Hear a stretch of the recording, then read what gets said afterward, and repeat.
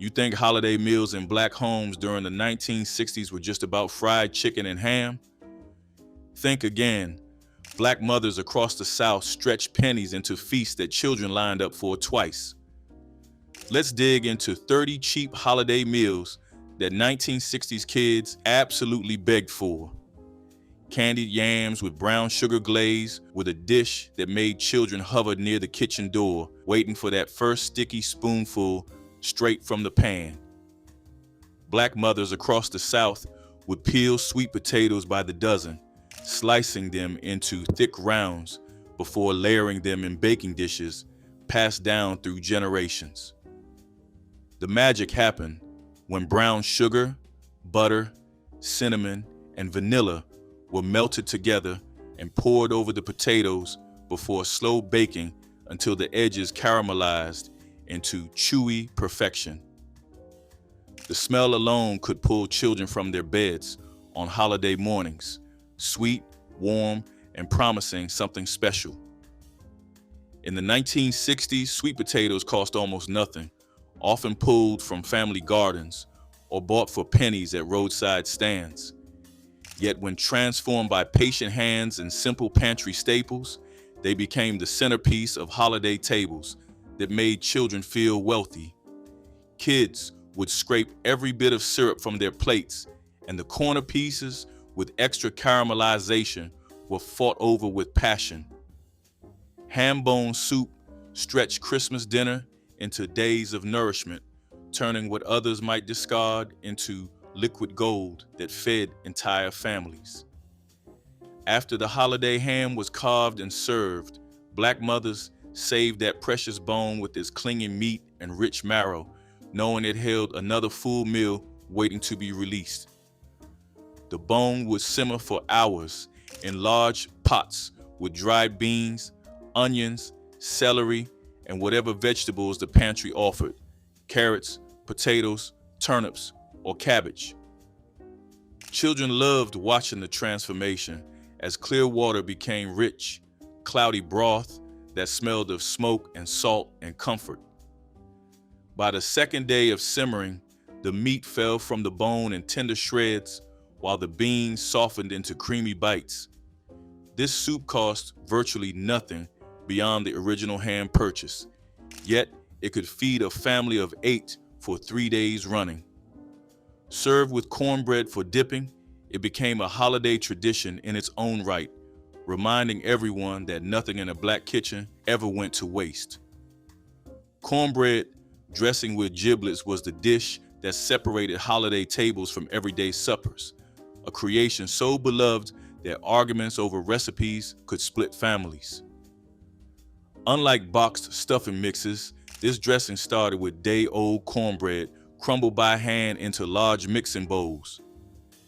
Black mothers would simmer turkey giblets, the heart, liver, and gizzard, until tender, then chop them fine and fold them into the cornbread along with sauteed onions, celery, and sage.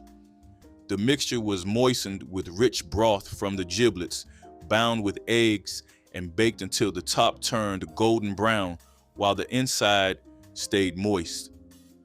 Children who claimed to hate liver would devour this dressing without knowing what made it so rich and savory. The dish cost pennies since it used parts others discarded and transformed stale bread into something magnificent. Every grandmother had her own secret variation, and children grew up measuring all other dressings against the one they remembered from childhood holiday tables.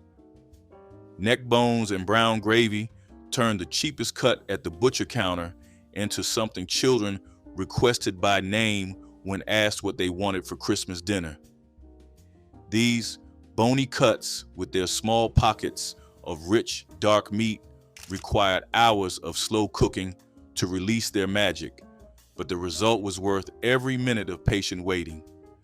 Black mothers would season the bones heavily with salt, pepper, garlic, and onion powder before browning them in cast iron skillets until deeply caramelized.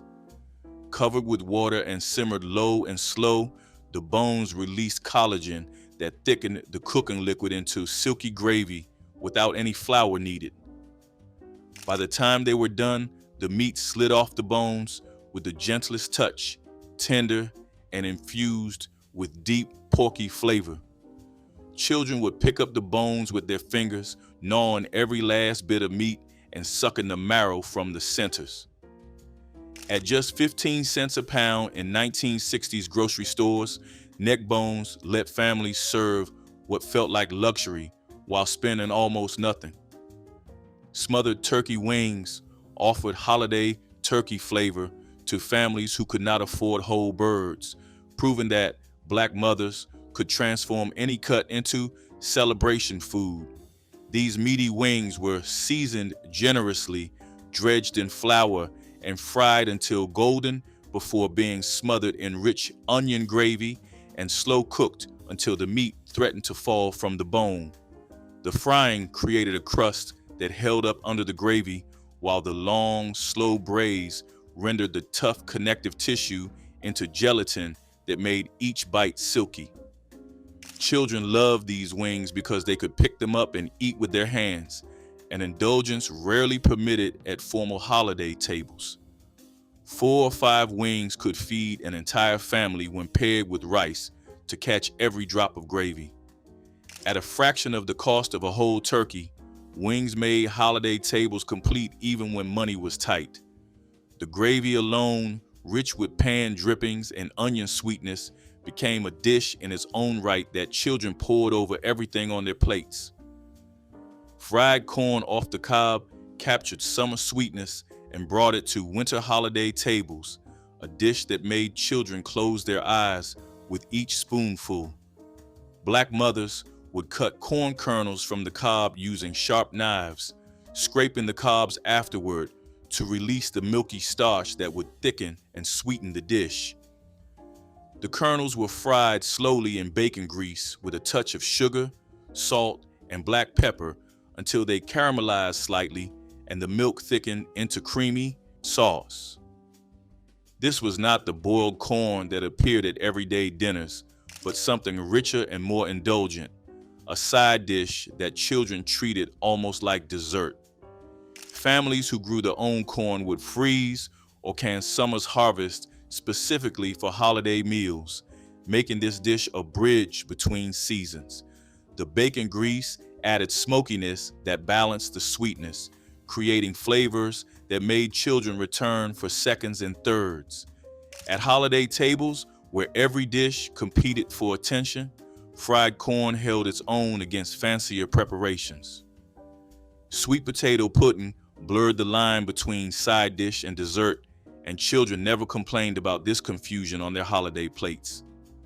Black mothers would mash roasted sweet potatoes with eggs, milk, sugar, cinnamon, nutmeg, and vanilla before baking the mixture until it set into something between custard and souffle. The top would develop a slightly caramelized crust, while the inside stayed creamy and sweet, spoonable rather than sliceable.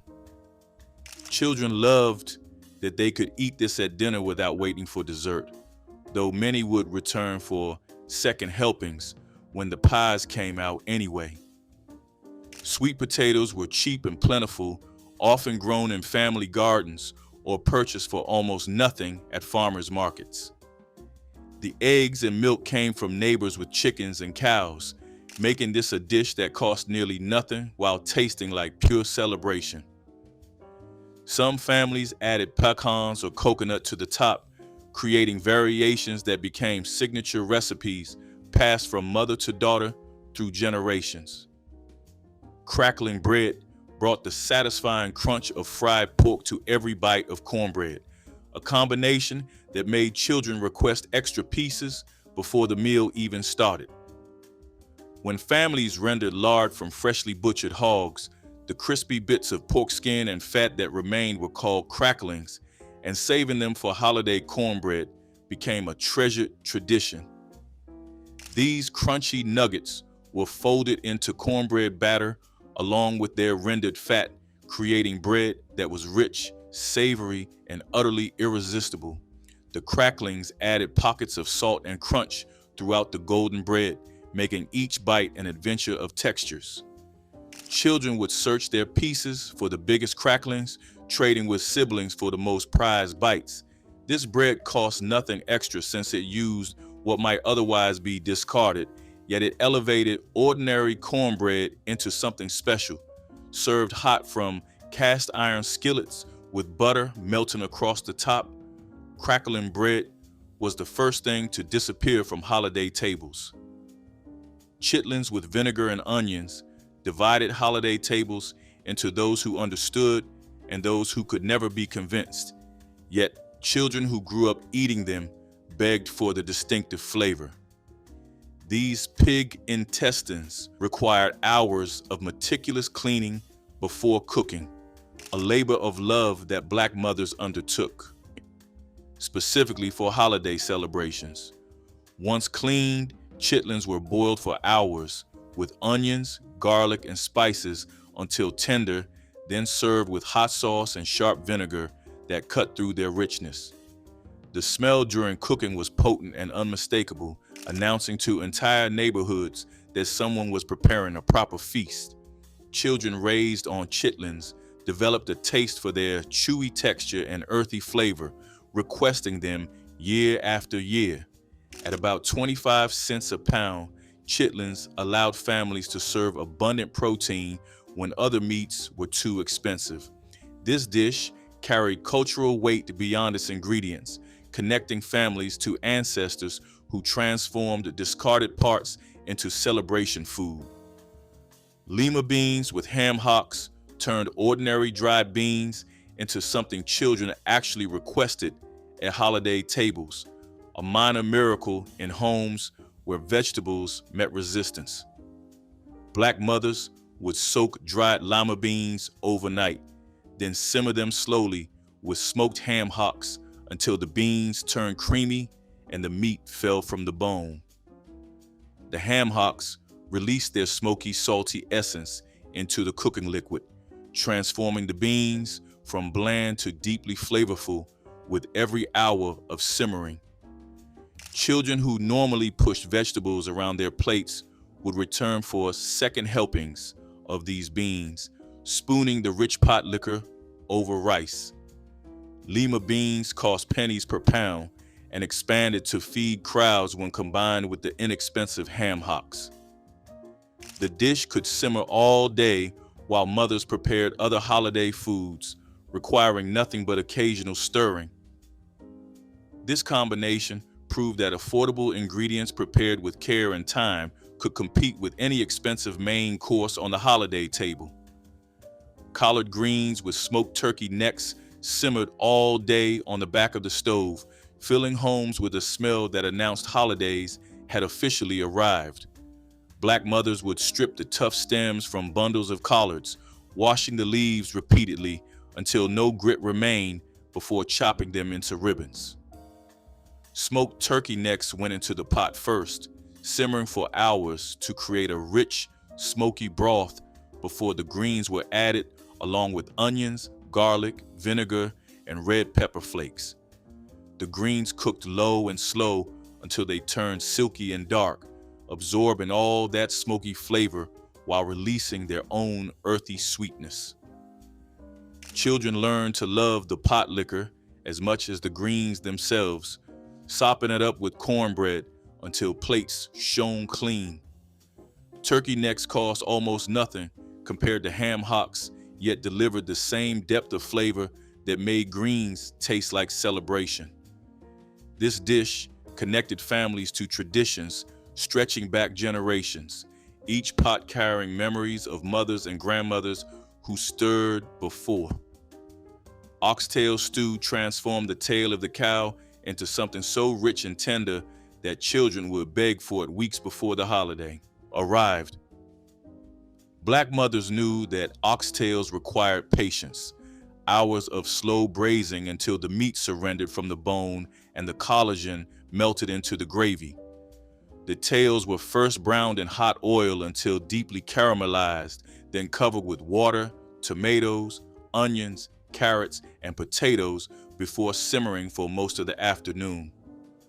The resulting gravy was thick and glossy, coating the fork-tender meat with every bite.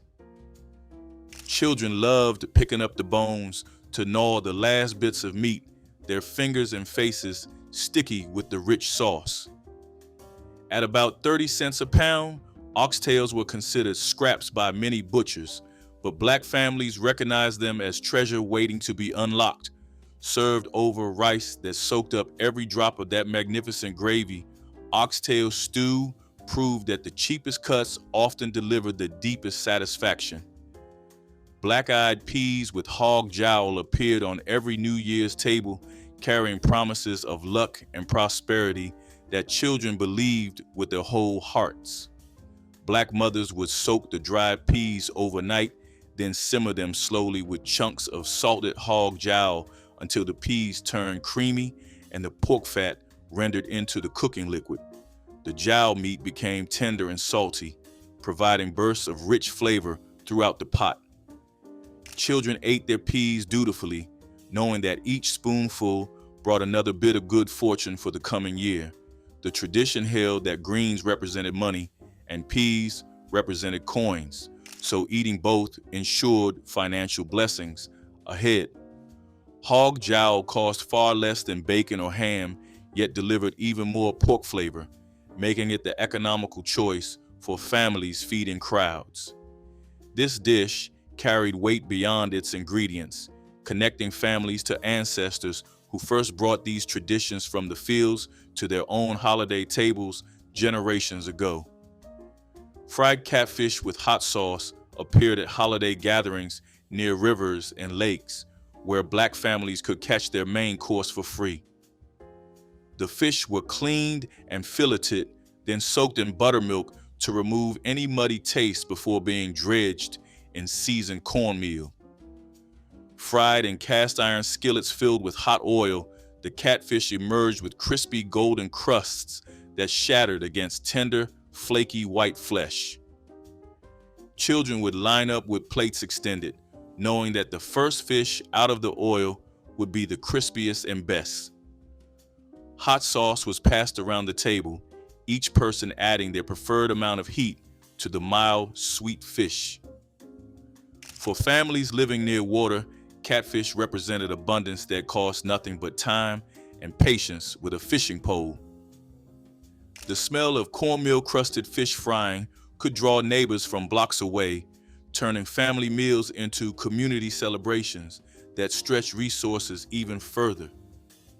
Smothered cabbage with bacon transformed a humble vegetable into something children actually requested, a rare victory in homes where greens met resistance.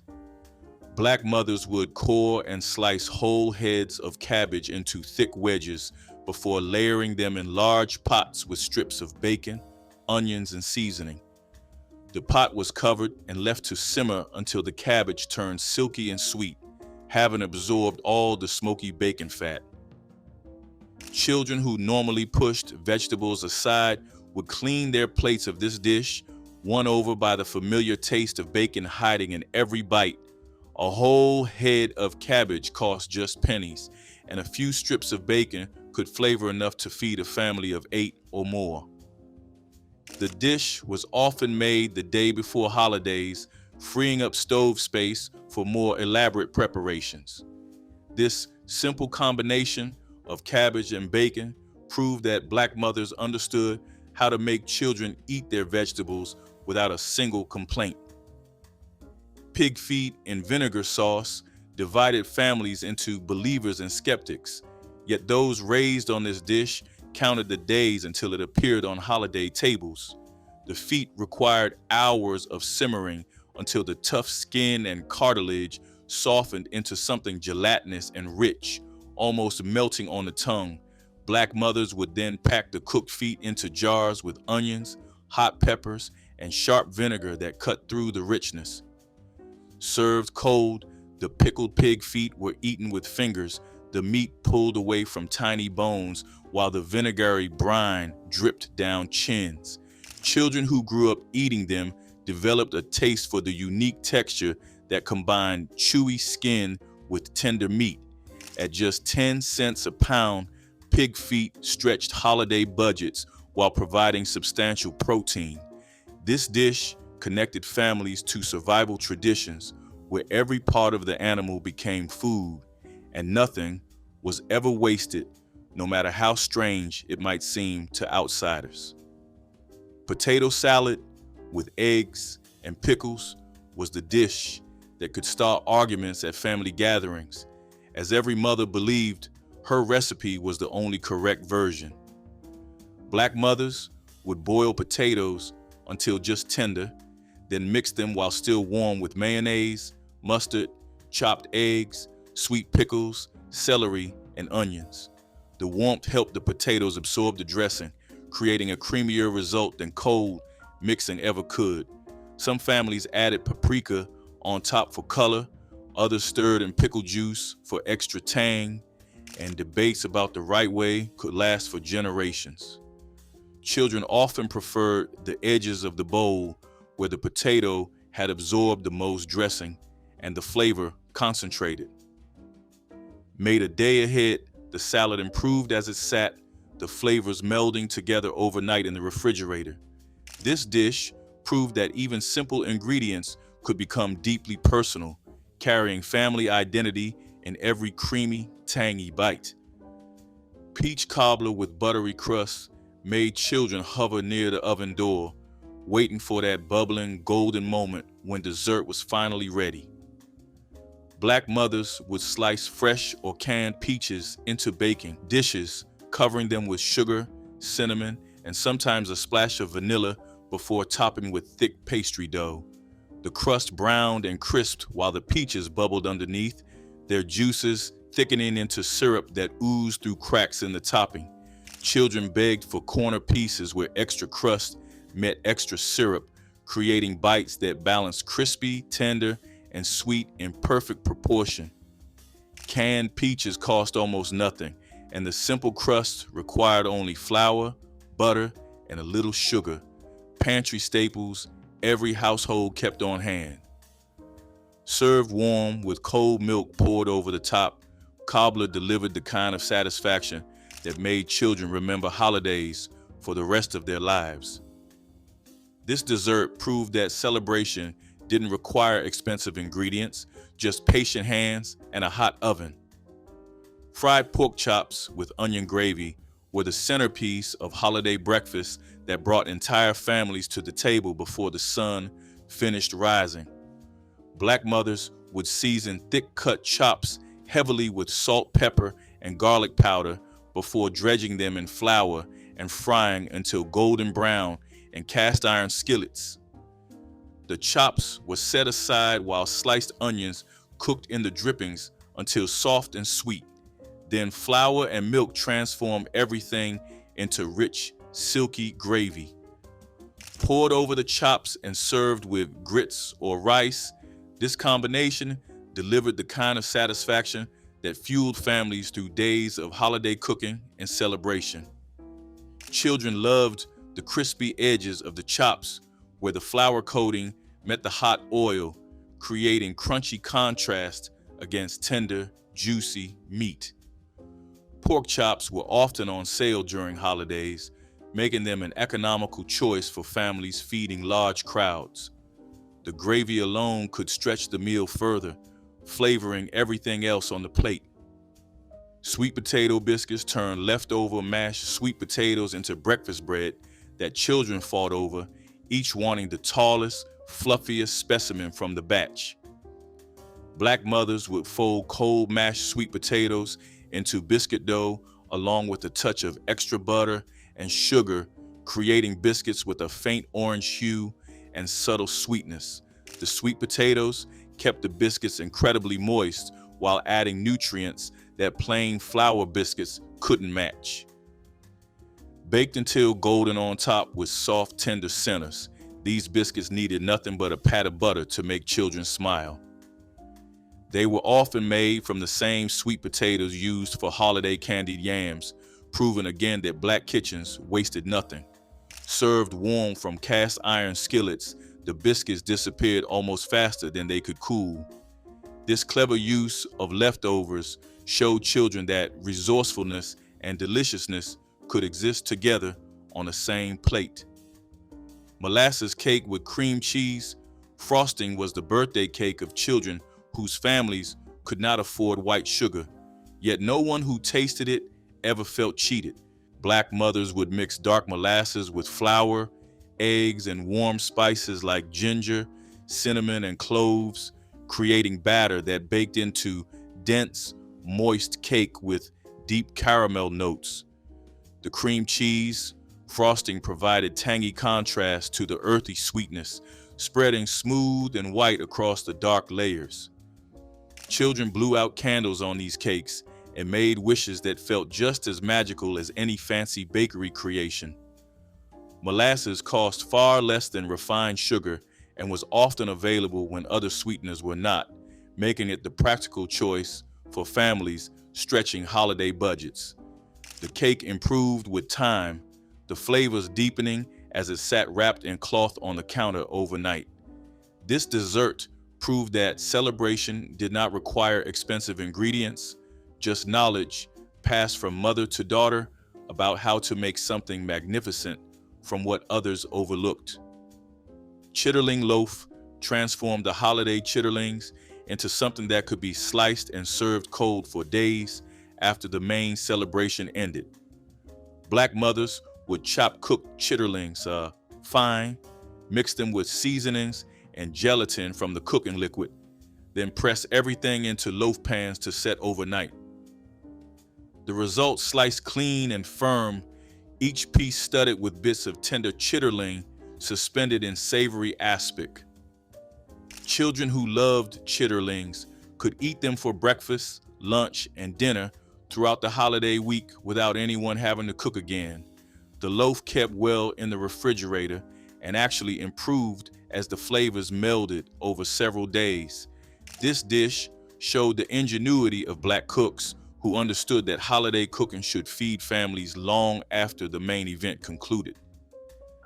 Sliced thin and served with hot sauce and crackers, chitterling loaf became a snack that children reached for whenever hunger struck during the lazy days between Christmas and New Year. Red velvet cake with 7-minute frosting was the showstopper that made children believe their family's table was the finest in the neighborhood. Black mothers would carefully measure cocoa and red food coloring into buttermilk batter, creating layers that baked into deep crimson cake with subtle chocolate flavor.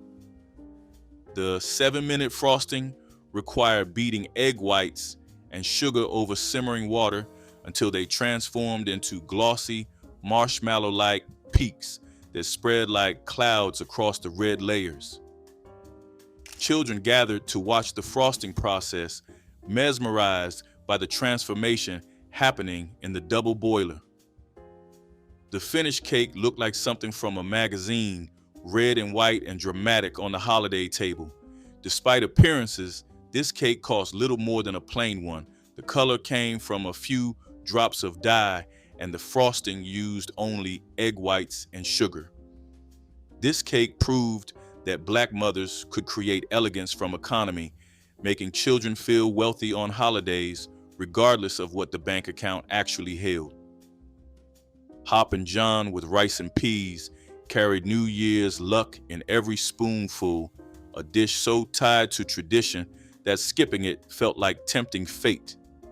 Black mothers would cook black-eyed peas with rice, onions, and whatever pork was available, bacon, ham hock, or salt pork, until everything melded into one comforting bowl. The dish was always served on New Year's Day, often alongside collard greens, with each element carrying its own promise of prosperity. Children ate their portions dutifully, believing that the peas represented coins and would bring money in the coming year. The dish cost almost nothing, yet carried enormous cultural weight, connecting families to ancestors who had eaten the same meal and made the same wishes for generations. Leftovers were eaten throughout the first week of January, each serving renewing the promise of good fortune. Hoppin John proved that food could carry meaning far beyond nutrition, binding families to traditions that money could never buy. Buttermilk pound cake stood on cake stands at every funeral, wedding, and church gathering, its dense crumb and tangy flavor making it the universal cake of Black celebrations. Black mothers would cream butter and sugar until light, then add eggs one at a time before folding in flour and tangy buttermilk that gave the cake its signature taste. The batter was poured into 2 pans and baked low and slow until a crust formed on the outside, while the inside stayed moist and tender. No frosting was needed. The cake's buttery richness stood on its own, often served with just a dusting of powdered sugar. Children loved thick slices, toasted for breakfast the day after holidays, the edges crisping while the center warmed through. Buttermilk was cheap and readily available, making this cake an economical choice for families feeding crowds. This recipe traveled from kitchen to kitchen, each mother adding her own small touch while maintaining the essential character that made it everyone's favorite. Smoked sausage with peppers and onions filled holiday homes with a smell that pulled children from their beds and into the kitchen before breakfast was announced. Black mothers would slice smoked sausage into thick rounds, then fry them alongside colorful strips of bell pepper and sweet onion until everything caramelized. The sausage released its smoky fat into the vegetables, seasoning them while the peppers and onions added sweetness that balanced the meat's saltiness. Children would hover near the stove, snatching pieces before the dish was ready, unable to resist the aroma. Smoked sausage cost far less than other holiday meats, yet delivered bold flavor that made every bite feel celebratory. Served over rice or stuffed into hoagie rolls, this combination fed large families on minimal budgets. The dish could be stretched by adding more peppers and onions, ensuring everyone left satisfied no matter how many unexpected guests arrived. Rice pudding with raisins and cinnamon turned leftover rice into dessert that children requested even when fancier options were available. Black mothers would simmer cooked rice in milk with sugar, eggs, vanilla, and handfuls of plump raisins until the mixture thickened into creamy custard. Children loved eating it warm from the oven or cold the next day, each version offering its own particular pleasure. The dish cost almost nothing since it used rice already cooked for other meals and pantry staples every kitchen kept. Rice pudding appeared at holiday tables as the humble cousin to fancier pies and cakes, yet it often disappeared first. This dessert proved that Black mothers understood how to transform everyday ingredients into something children would remember and request for years. Bread pudding with whiskey sauce turned stale bread into dessert that adults and children fought over, though the sauce recipes differed depending on who was eating. Black mothers would tear day-old bread into chunks, soak them in sweetened milk and eggs with vanilla and cinnamon, then bake until golden. For children, the sauce was made with butter, sugar, and milk. For adults, bourbon replaced some liquid, creating warmth that spread through the chest. The pudding itself was the same for everyone, custardy, sweet, and fragrant with spices that made the whole house smell like celebration. Stale bread that might have been thrown away became the star of dessert tables. This dish embodied the waste-nothing philosophy of Black kitchens, proving that resourcefulness and deliciousness were never mutually exclusive. Children grew up measuring all other bread puddings against their mother's version. Bacon-wrapped water chestnuts delivered crispy, salty, and slightly sweet bites that children fought over despite not knowing exactly what water chestnuts were, the bacon exterior and crunchy interior creating mysterious but delicious combinations. Aunties would drain cans of whole water chestnuts, wrapping each one with half a strip of bacon and securing it with toothpicks before arranging them on baking sheets. Before baking, each bundle was brushed with a mixture of brown sugar and soy sauce that caramelized during cooking, creating a sweet salty glaze that coated the bacon. The water chestnuts roasted until the bacon was crispy and rendered, the fat dripping away while the sugar coating turned golden brown and slightly sticky. In Black households during the 1970s, bacon-wrapped water chestnuts represented sophistication borrowed from magazines, recipes that seemed fancy but remained simple for home cooks. Children loved them because bacon made everything better. Christmas morning grits with butter and sugar were the bowl children asked for, even before racing to open presents. Mothers cooked the grits low and slow, stirring them until the mixture thickened into something warm, smooth, and comforting. A spoonful of butter melted across the top, followed by just enough sugar to make the bowl taste sweet without overwhelming the grain. Children loved holding the warm bowl in their hands, steam rising into sleepy faces as excitement buzzed around them. This breakfast grounded the morning in warmth and love before the chaos of wrapping paper and gifts. It was simple, inexpensive, and dependable. The kind of dish that reassured mothers that everyone began the day nourished. Even as adults, people remembered the quiet moment before celebration, sitting at the kitchen table with a bowl of sweet grits. Christmas morning grits tasted like comfort and tradition waiting beneath the tree. Hog maw and potatoes was a dish that turned thrift into comfort and labor into flavor. Hog maw, the lining of a pig's stomach, was scrubbed clean, seasoned, and stuffed with diced potatoes, onions, and spices before being boiled to tenderness. The scent filled the house with something hearty and homegrown, proof that nothing from the hog ever went to waste. Families who made it knew that the best meals didn't come from the finest cuts. They came from resourceful hands. The flavor was rich, earthy, and satisfying, a balance between the soft potatoes and the chewy, savory casing. It was the kind of food that stuck with you, not just in the belly, but in memory. Hog maw and potatoes was about resilience, about stretching what little you had into something that felt whole. It was shared at big tables after church, on holidays, or any day that called for gratitude.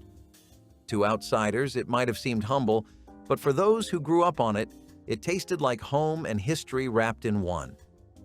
A meal like this didn't just feed the body, it fed the pride of making plenty out of almost nothing.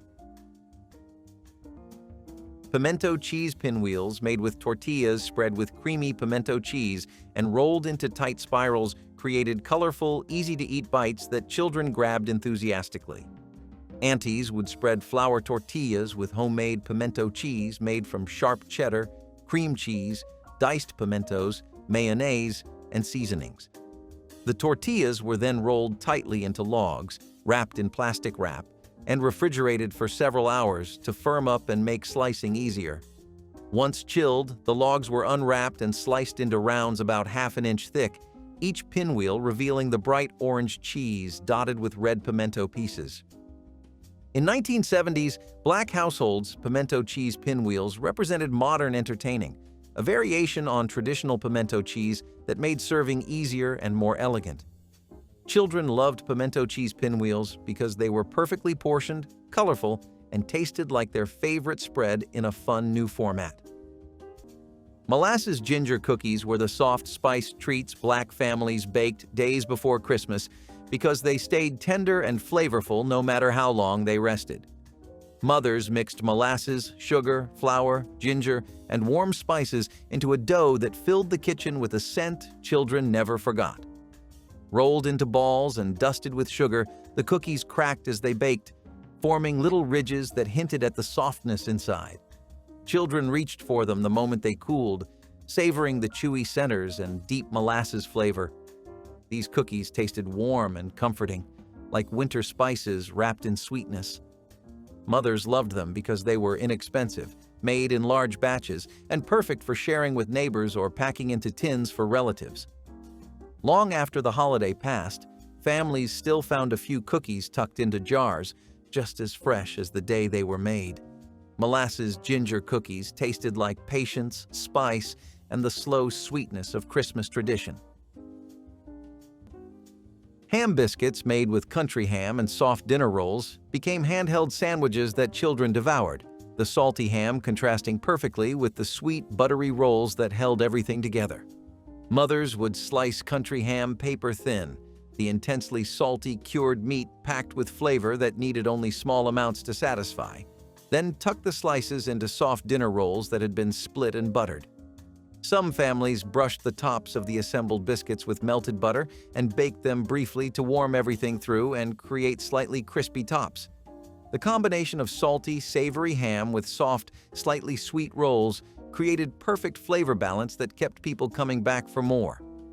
In 1970s Black households, ham biscuits represented Southern tradition, appetizers that could be prepared ahead and served at room temperature.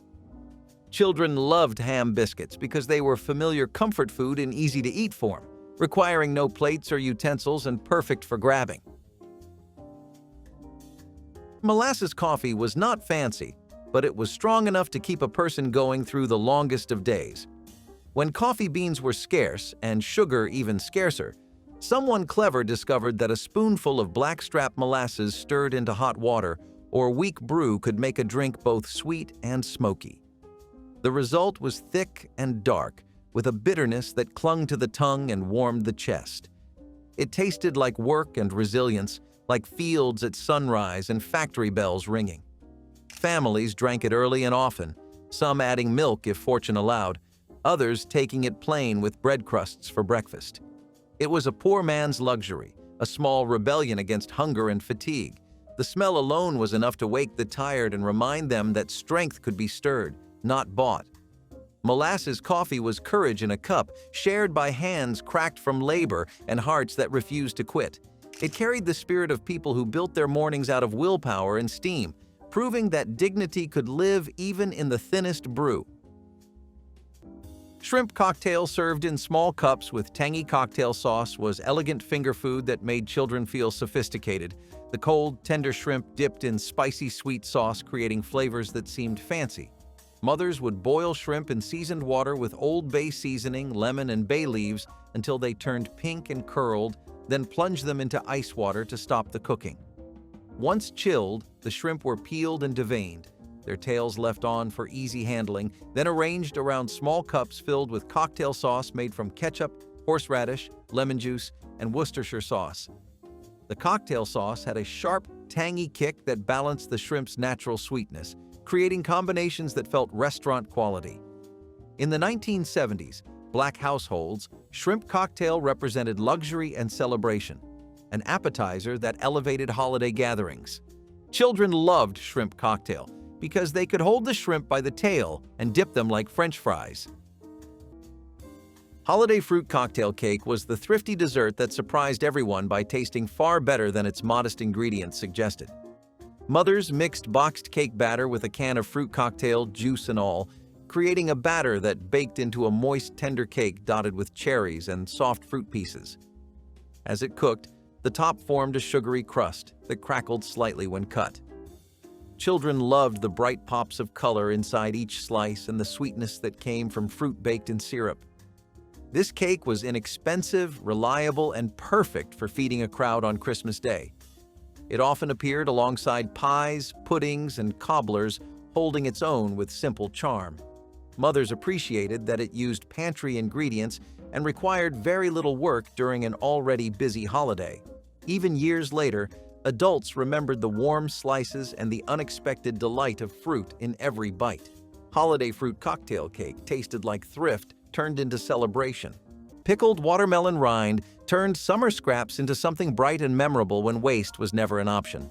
Families peeled the green rinds from sweet watermelons, cut them into strips, and simmered them in a brine of vinegar, sugar, and warm spices until the pieces turned translucent and tender. The finished pickles carried a gentle sweetness with a tart kick that balanced fried fish or smoky barbecued pork. Children often helped pack the jars, laughing as the kitchen filled with the scent of cinnamon and clove. These jars lined pantry shelves and cooled in cellars, ready to brighten winter meals with a taste of summer. For many households, this thrifty condiment was a sign of careful planning and pride in making every harvest last.